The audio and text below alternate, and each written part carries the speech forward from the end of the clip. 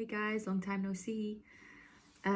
Just thought I'd make this video to hopefully help you with your mid-project review. I just thought I'd make this video quickly to give you some very important comments that are suited for all of you. So I thought I'd just merge them all into one video. But obviously Ms. Fatin and I are gonna call you guys individually and give you individual comments later on.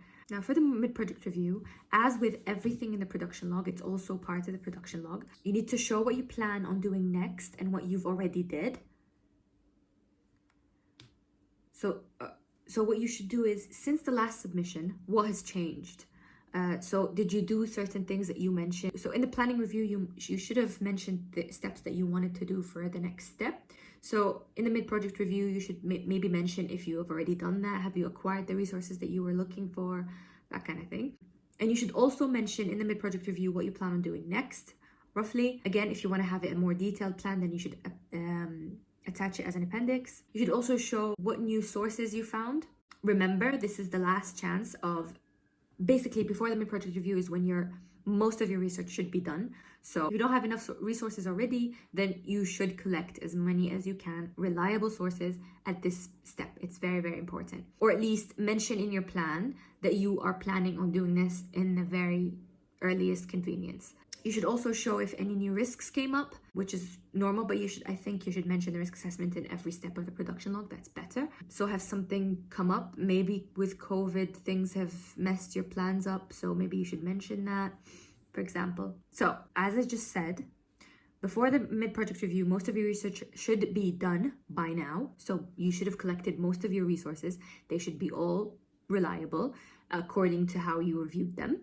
Your aim, objective, and title should be finalized now. You should not change them any longer. So you should decide on the final version and you should write it down.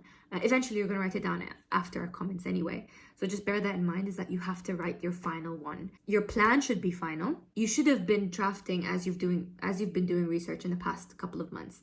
So that now, because after the mid-project review, immediately after it, you have to start writing. Proper writing. So it's best if you've already summarized some things, then it's good to just compile them and edit them.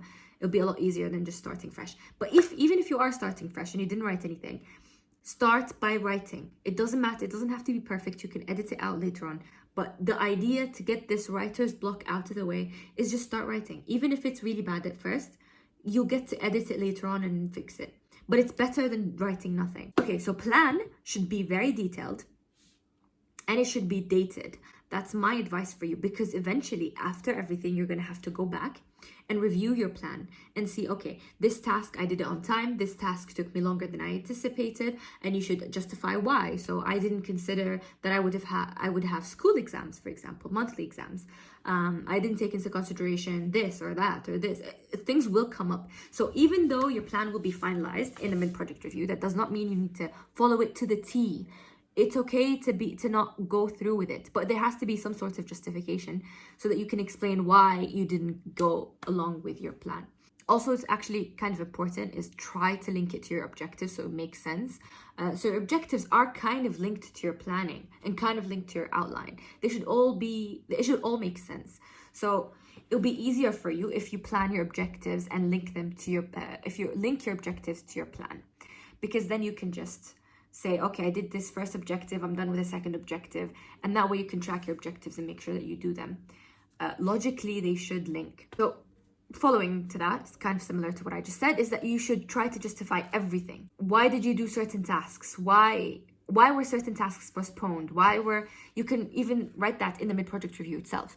So justify from the planning review to the mid-project review, what changed and why? Why did you not do something that you said you were going to do in the planning review?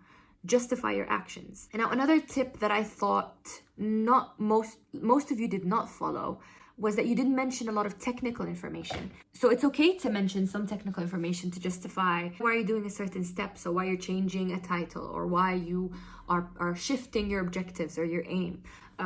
It's okay to mention technical information and be like, okay, I didn't find enough information about this certain drug or this certain whatever, something technical, and you mention the name. And then say, so I decided to tweak my title or my objectives to focus more on this part of the, you can mention technical data like that if you actually, or just to make it makes sense. You don't have to be so scared about not being technical with the person who's reading what you're doing, because we don't know the exact information, but try to simplify it and to try to justify why you're doing certain things by mentioning technical information. It's okay. Final tip is try to go through the specifications again, especially page 14. If you remember, there's a table that shows if you an A student and a D student and the kind of things that they do in relation to the assessment objectives. Yeah, so just please go through that. It's very, very useful to you. And that's it.